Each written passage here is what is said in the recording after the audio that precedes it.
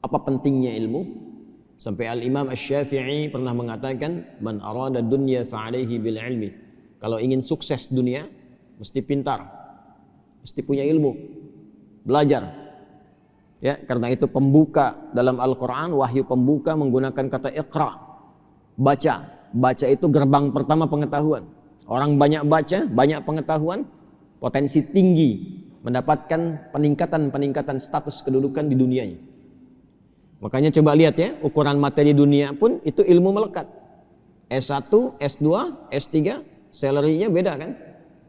Ya, kehormatannya beda kan? Nah, jadi kalau ingin meningkat dunia, kata Al-Imam Asy-Syafi'i, tingkatkan pengetahuan dan belajarnya sampai paham. Jangan cuma datang, duduk paling belakang, nggak nanya, ya, terus ujian minjem catatan teman sehari sebelumnya. Ya, sampai paham, sampai mengerti, sehingga jadi pakar di bidangnya, jangan tanggung.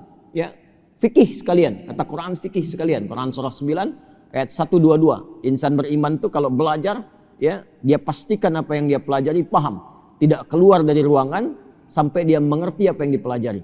Lihat tafaqahu fid din. Kemudian waman aradal akhirah fa'alaihi bil ilmi. Kalau menginginkan sukses akhirat pun, kata Imam Asy-Syafi'i, itu modalnya ilmu juga. Ilmu juga. Bagaimana bisa salat kalau nggak ada ilmunya? Ya, bagaimana bisa zakat dengan benar kalau nggak tahu ilmunya? Kepada siapa dikeluarkan? Kalau nggak tahu ilmunya, nggak paham cara menunaikan salat, nggak tahu bilangannya, besok-besok nanti subuh 4 rakaat. Ya, kalau nggak tahu tentang ilmu akidah dengan benar, didoktrin orang, tiba-tiba tembak orang, bom orang, bunuh orang dengan cara yang tidak benar, alih-alih pengen ke surga, masuknya neraka jahanam, nggak keluar-keluar. Hati-hati. Wa may yaqtul mu'minan muta'ammida fajaza'uhu jahannam wa ghadiballahu 'alaihi khalidan fiha wa ghadiballahu 'alaihi wa la'anahu wa 'adda lahu 'adzaban 'azima. Siapa yang sengaja merencanakan pembunuhan dan korbannya ada satu orang beriman saja, satu saja, maka ancamannya,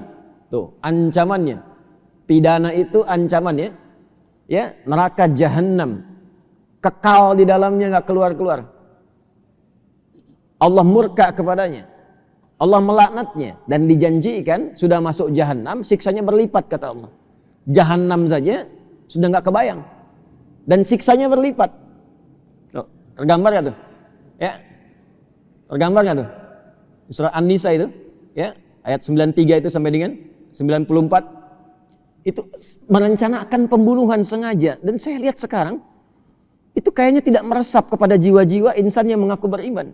Hampir tiap hari kelihatan tuh, terdengar, terbaca peristiwa-peristiwa yang sampai saking mudahnya menghilangkan nyawa, padahal ancamannya tinggi. Ya. Bagaimana kalau bukan beriman? Faka'annama qatalan nasa jami'a. Hati-hati. Satu manusia pun itu di sisi Allah kalau sengaja itu terjadi, itu dosanya seakan membunuh semua manusia. Tinggi. Ya. Karena itu biasanya kalau ada satu pasal dalam undang-undang bahkan di kita itu yang ancamannya tinggi, berarti perbuatannya berbahaya. Ya. Coba lihat narkoba itu kan, terorisme dan macam-macam yang lainnya, ancaman pidananya tinggi kan, hukuman mati atau bahkan seumur hidup. Intinya ingin menunjukkan ada perbuatan yang sangat berbahaya, jangan dilakukan. Ya, nah itu sebetulnya sudah fitrah kehidupan. Al-Quran membawa fitrah yang sama, kenapa disoal? Ya, jadi ketika ada hukum misal semacam, kata Allah disampaikan, ini ya, daripada orang mencuri, potong tangannya. Kalau orang mau bunuh, pikir dulu, dikisos nanti dibunuh lagi, ancamannya hukuman mati. Pembunuhan, ya, ancamannya hukuman mati, dikisos tuh hukuman mati ancamannya, ya, untuk pembunuhan. Kenapa mesti disoal? Kan sama saja dengan logika berpikir dalam konteks hukum manusia, ya, yang ditetapkan ini menunjukkan bahwa ada perbuatan yang sangat berbahaya, jangan dilakukan. Karena itu spirit Qurannya mengatakan, walakum fil qisasi hayatun ya ulil albab. Kalau Anda berpikir, bukan masalah menghukumnya, tapi di balik itu ada penjagaan terhadap maslahat kehidupan yang kalau diancam dengan ancaman yang tinggi cenderung memotong orang untuk berbuat yang salah. Jelas ya? Nah, itu ilmu. Karena itu saking tingginya ilmu, hal pertama yang diberikan kepada Adam alaihissalam sebelum turun ke bumi itu bukan harta, bukan kedudukan, tapi ilmu. Quran surah kedua ayat 31, wa 'allama Adamal asma'a kullaha. Dan Allah mengajarkan kepada Adam semua jenis potensi pengetahuan, semua jenis pengetahuan yang menjadikan ia mudah menjalani kehidupan di bumi. Semua diajarkan ilmu. Ya. Karena itu semua para nabi, rasul karena bertugas membimbing umatnya di setiap eranya, dan Rasulullah sallallahu alaihi wasallam ditugaskan membimbing umat dan risalahnya berlangsung abadi walaupun beliau wafat sampai akhir kehidupan, maka fitrah semua nabi mendapatkan ajaran langsung dari Allah. Diajarkan langsung. Nah, kita yang bukan nabi, yang bukan rasul, diminta belajar kurikulum nabawi itu yang membimbing kita lewat ilmu-ilmu itu untuk mudah menjalani kehidupan. Orang yang belajar dari ilmu itu disebut dengan muta'allim namanya. Jelas ya? Siapa namanya? Muta'allim. Jadi ketika kita belajar dari ilmu itu disebutnya muta'allim. Kurikulumnya sudah ada. Sumber pertamanya Quran, wahyu tingkat tertinggi. Orang bikin buku cari-cari begini nulis belum tentu benar. Ini langsung dari Allah nih kurikulum hidup. Detailnya nanti di mana? Di penjelasan Nabi, di hadis. Hadis ini disampaikan lewat lisan, dipraktekkan lewat perilaku, dicontohkan lewat sikap, lewat sifat. Nanti diabadikan dalam perilaku. Ketika jadi perilaku disebut dengan sunnah. Disusun jadi kurikulum oleh para ulama hadis kita. Jadilah kitab. Kitab itu kurikulum hidup. Di cara ngaji itu begini, cara ngaji itu lihat peta kurikulumnya secara tematik tuh, disusun. Ya, yang sering sekali saya sampaikan, ada yang pokok, ada yang furu'.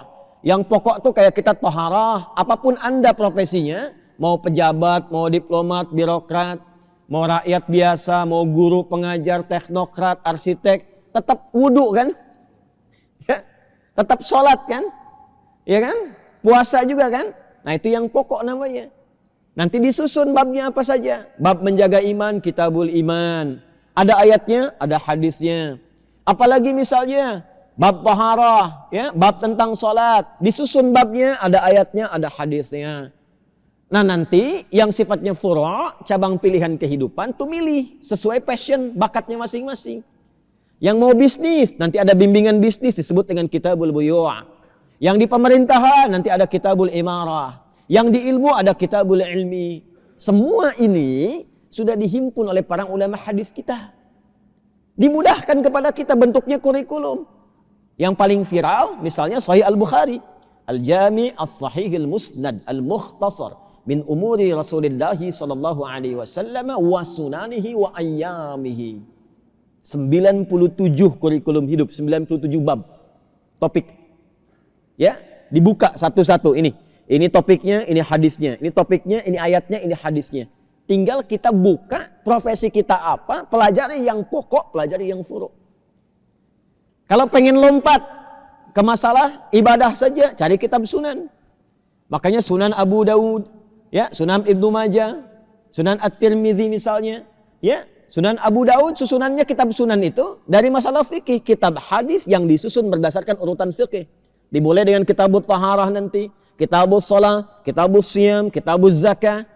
Jadi kalau Anda ingin belajar tentang bab salat dengan benar, cari kitab sunan. Kalau pengen teladani orangnya, bagaimana seperti Abu Bakar As-Siddiq, bagaimana seperti Sayyidah Aisyah, bagaimana seperti Ibnu Abbas radhiyallahu taala anhuma, pengen tahu hadis-hadisnya berapa banyak yang dikumpulkan, cari kitab musnad. Ya, seperti Musnad Imam Ahmad. Kalau pengen cari hadis secara acak dari A sampai dengan Z, Hamzah sampai dengan Ya, cari kitab Mu'jam. Ada semua. Nah, kita diminta mempelajari itu dengan sungguh-sungguh, lalu dibawa ke dalam konsep hidup kita, praktekkan dalam hidup. Hasilnya semuanya sukses. Dan itu lintas zaman, lintas dimensi. Coba cek. Nabinya meninggal, sahabat praktekkan, sukses. Sahabat meninggal, tabi'in hidup, sukses tabi'innya. Dibawa ke Iberia, Spanyol, Portugal, jadi peradaban. Lalu belajar dari situ beberapa yang dari barat. Ya, sampai menjelma menjadi kemajuan yang sangat luar biasa, mencerahkan barat. Ya. Dibawa sampai saya dari Harvard kemarin saat di Amerika. Harvard itu asalnya gereja. Gereja asalnya. Dan di situ belajar dari spirit masjid. Di masjid itu dulu bukan hanya fungsi ibadah, orang belajar. Kan kampus pertama di dunia itu siapa yang bikin? Fatimah binti Muhammad Al-Fihr yang ada di Maghrib di Fes. Itu kampus pertama di muka bumi di dunia ini yang bersumber dari masjid asalnya. Dibikin masjid, melihat kemudian spirit dari Masjid Nabawi yang ada pendidikan dari Nabi di situ di Ahlus Suffah, di copy paste kemudian di Maghrib, dikembangkan. Materinya diperbanyak. Di situ ada matematika, ada fisika, ada kimia, selain tafsir, hadis dan sebagainya. Eropa datang ke situ. Ya, pada belajar ke situ, termasuk utusan-utusan gereja belajar ke situ. Ya, dan itulah beliau yang ahli syam, ahli tahajud. Fatimah binti Muhammad Al-Fihr ini ahli puasa, ahli tahajud. Dari Qairawan asalnya. Dari Tunisia. Saya pernah ke Qairawan. Dan itu yang pertama kali mendesain toga. Toga wisuda itu yang desain itu perempuan orang Islam. Gak banyak orang tahu itu. Makanya awalnya segi 4, hitam kan? Ya, itu spiritnya dari Ka'bah. Ini bukan ilmu takatik ya. Ini nyata ini, baca. Ya, baca. Baca. Ini asalnya dari Ka'bah, 4 sudut, 4 sisi, warnanya hitam. Maksudnya apa? Sekalipun sudah banyak ilmu, tawadhu, hadapkan dirimu. Fawalli wajhaka syatral masjidil haram. Niatkan ikhlas karena Allah. Ditarik ke kita jadi kopiah. Hitam tuh. Makanya tidak disebut qalansuah. Bahasa Arabnya kan bukan kopiah ini, peci ini. Taj atau qalansuah. Kenapa dibilang kopiah? Dari kata khufyah. Khufyah itu takut, tunduk. Kalaupun banyak ilmu tuh menunduk. Jangan sombong. Kalau udah pakai kopiah itu tunduk, jangan sombong. Kalaupun mulai banyak, jangan mudah salahkan orang. Ya, tenang, baik. Pakai baju koko, baju takwa, walibasu takwa dzalika khair. Bawahnya sarung. Kok sarung? Kan bahasa Arabnya izar. Kenapa bukan izar? Dari syar'an, sarungan. Hidup itu pakai syariat, syar'an. Hiduplah dengan syariat. Gunakan takwa. Kalau sudah soleh, tunduk. Kakinya pakai baqiyak, al-baqa wal yakin. Itu asalnya. Makanya orang pesantren pakai baqiyak kan? Ya, baqiyak itu dari mana katanya itu? Al-baqa wal yakin. Ya, melangkah dengan yakin pasti, wal baqa lillah, karena Allah. Itu asalnya. Orang tua kita itu enggak banyak dulu materinya, cuman dipraktekan. Orang sekarang banyak materi nggak dipraktek-praktekan gitu. Banyaknya diperdebatkan.